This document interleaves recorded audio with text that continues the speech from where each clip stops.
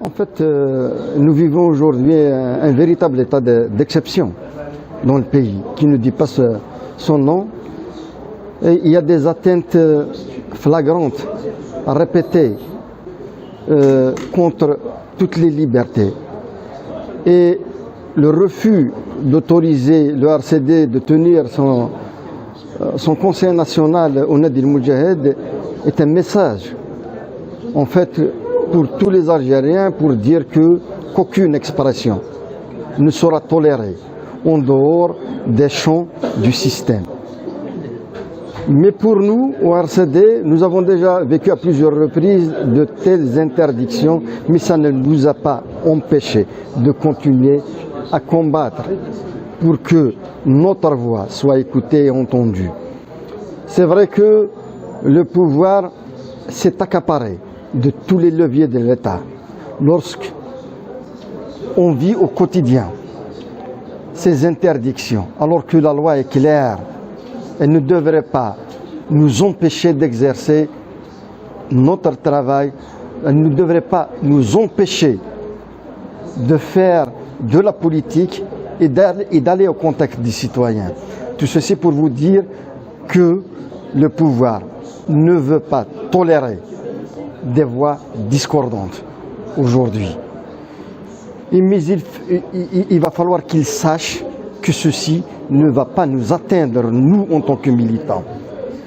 S'ils veulent aller vers des chantages à l'agrément, des chantages par la fermeture des espaces d'expression, nous aussi, en tant que militants, nous devons redoubler de ténacité, nous devons redoubler de conviction pour que la voix de ceux qui militent pour un changement dans le pays soit entendue.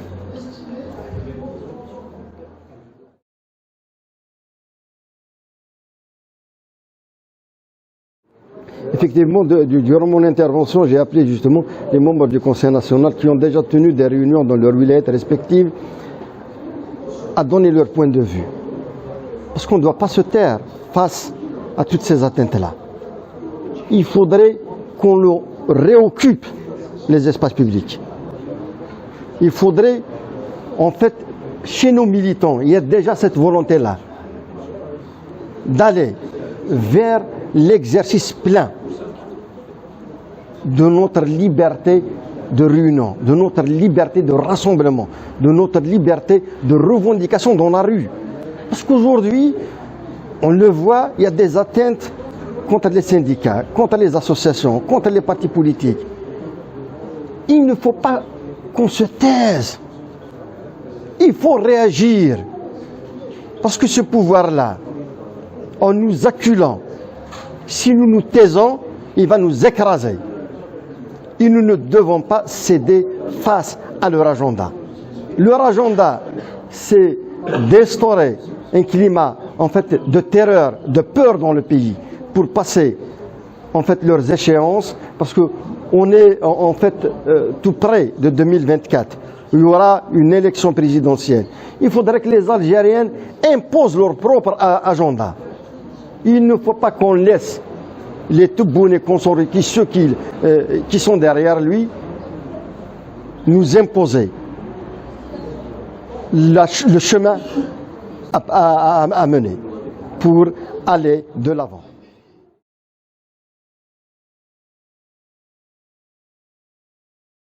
Là aussi, on est en train de vivre une véritable aberration.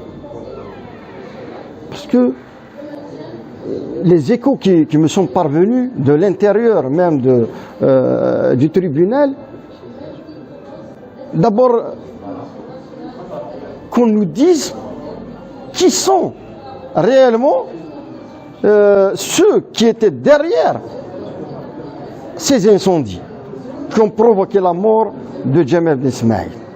Qu'on nous dise aussi qui est derrière l'arrestation de ce nombre important. Dernièrement seulement, j'ai eu des informations que les services de sécurité agissent de manière voilée des ordres parviennent, on ne sait d'où, pour procéder à des arrestations musclées. C'est pour vous dire que moi je ne crois pas à un fonctionnement correct, un fonctionnement qui répond aux normes internationales en matière de traitement des affaires judiciaires, parce que prononcer 49 condamnations à mort alors que les Algériens ont tous vu à travers les réseaux sociaux les personnes qui peuvent être derrière cet assassinat. Je ne suis pas juriste pour en fait traiter dans le fond cette question-là, mais les Algériens en général, je suis les déclarations, notamment à travers la presse, et il y a un sentiment d'injustice, y compris dans cette affaire-là.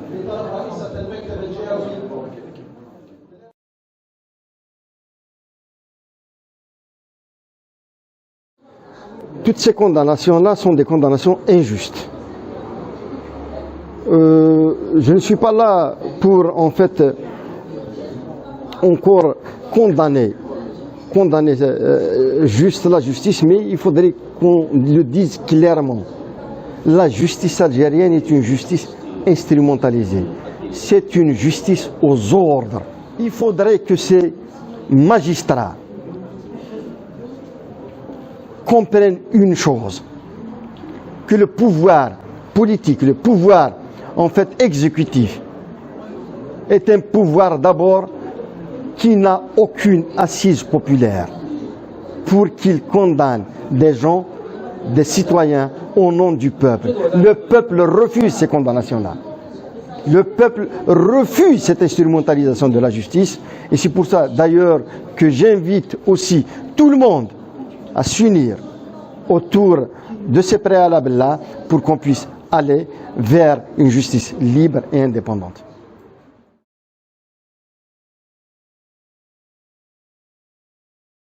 Effectivement, beaucoup s'y préparent, mais il ne faudrait pas, je l'ai déjà dit, il ne faudrait pas que nous aussi, en tant que force politique, notamment celle de l'opposition, le Hirak et tous les Algériens qui cherchent un changement, il ne faudrait pas que l'on soit soumis à cet agenda du pouvoir-là. Parce que si nous attendons en fait les propositions du pouvoir, l'agenda du pouvoir, soyez-en certains que la situation va s'empirer davantage.